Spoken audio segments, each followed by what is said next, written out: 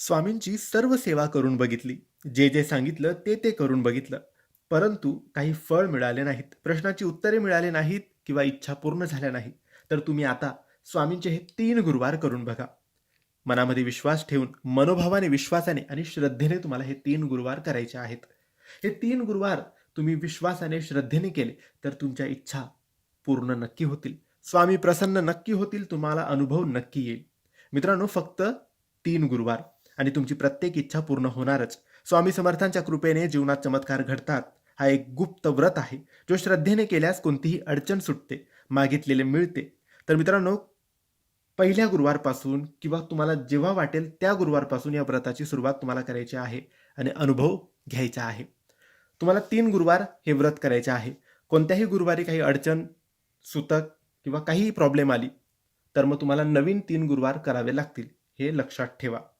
3 गुरुवार करताना 3ही गुरुवारी उपवास करायचा, फलाहार तुम्ही करू शकतात आणि संध्याकाळी रात्री स्वामींना नैवेद्य दाखवून तुम्ही उपवास सोडू शकता. हे झालं उपवास कसा करायचा आणि नियमांचं पालन.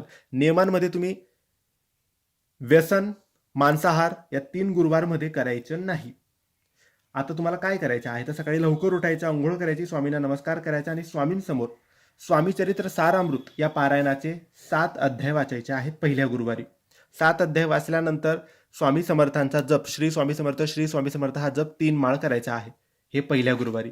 दुसऱ्या गुरुवारी उरलेले 7 अध्याय वाचायचे आणि 3 माळ स्वामींचा जप.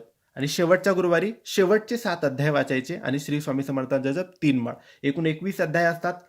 7, 7, 7, 7 त्रिक 21 असे 21 अध्याय तुमचे पूर्ण होतील आणि 7 अध्याय वाचल्यानंतर 3-3 माळ स्वामींचा जप करायचा आहे. हे 2च गोष्टी तुम्हाला सेवेमध्ये करायच्या आहेत. उपवास करायचा, कोणाबद्दल वाईट विचार, वाईट व्यसन, वाईट संगत करायची नाही. शेवटच्या गुरुवारी अन्नदान करा, कोणाला जेवण खाऊ घाला किंवा कोणाला तरी अन्न जाऊन द्या. स्वामींच्या मठात, केंद्रात जाऊन स्वामींचे दर्शन घ्या. अशा रीतीने सोप्या सरळ पद्धतीने तुम्ही ही सांगता, हे उद्यापन किंवा हे पारायण करू शकतात. आणि शेवटच्या दिवशी उद्यापन सोप्या रीतीने करायचं आहे.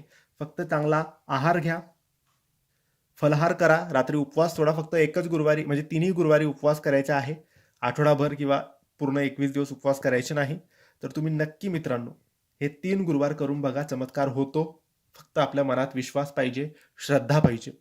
करून बघा आणि विश्वास असेल तर कमेंट्समध्ये श्री स्वामी समर्थ लिहायला अजिबात विसरू नका. धन्यवाद.